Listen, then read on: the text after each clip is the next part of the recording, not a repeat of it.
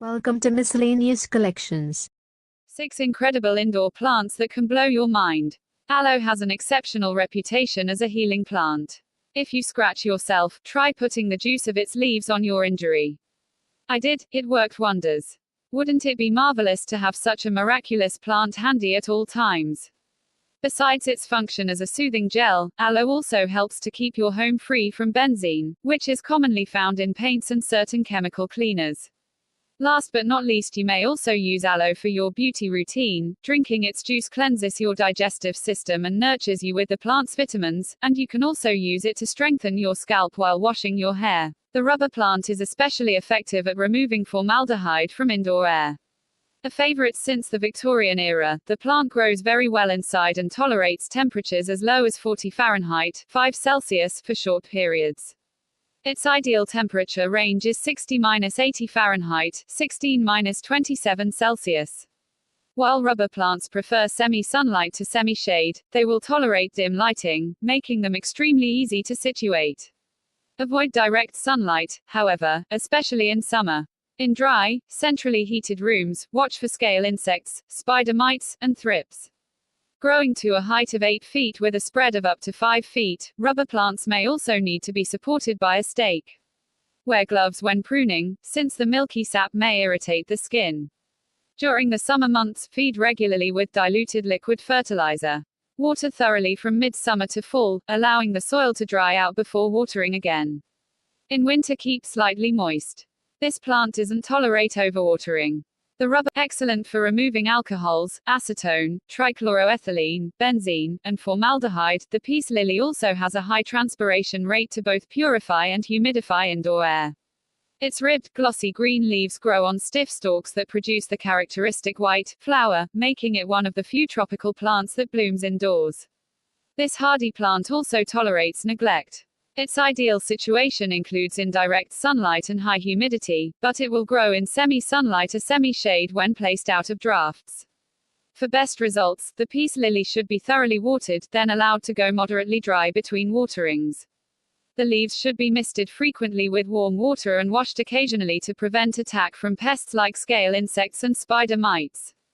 Toxic to humans and pets, the plant's leaves contain calcium oxalate and should be kept away from children.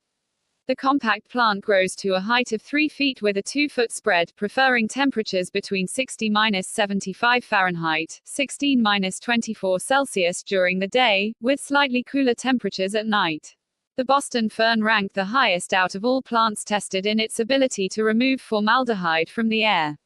Since formaldehyde appears in everything from plastic garbage bags to paper towels, facial tissues, floor coverings, and adhesives, and gas stoves and tobacco smoking also release this chemical, the Boston fern is a smart addition to any household or office. The Boston fern grows to 4 feet in height with a spread up to 5 feet.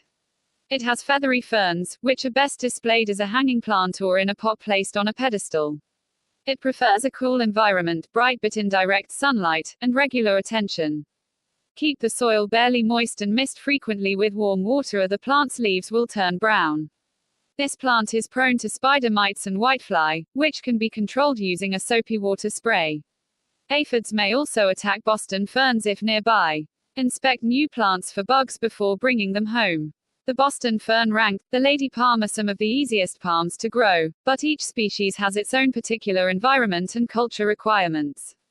The lady palm is a durable palm species that adapts well to most interiors, preferring semi-sunlight and a temperature of 60–70 Fahrenheit, 16–21 Celsius. While the plant grows slowly, it can eventually reach more than 14 feet in height with broad clumps often having a diameter as wide as they are tall. In general, the plant is very resistant to insect infestations, though occasionally spider mites will attack a lady palm. These can usually be removed with soapy water if caught soon enough.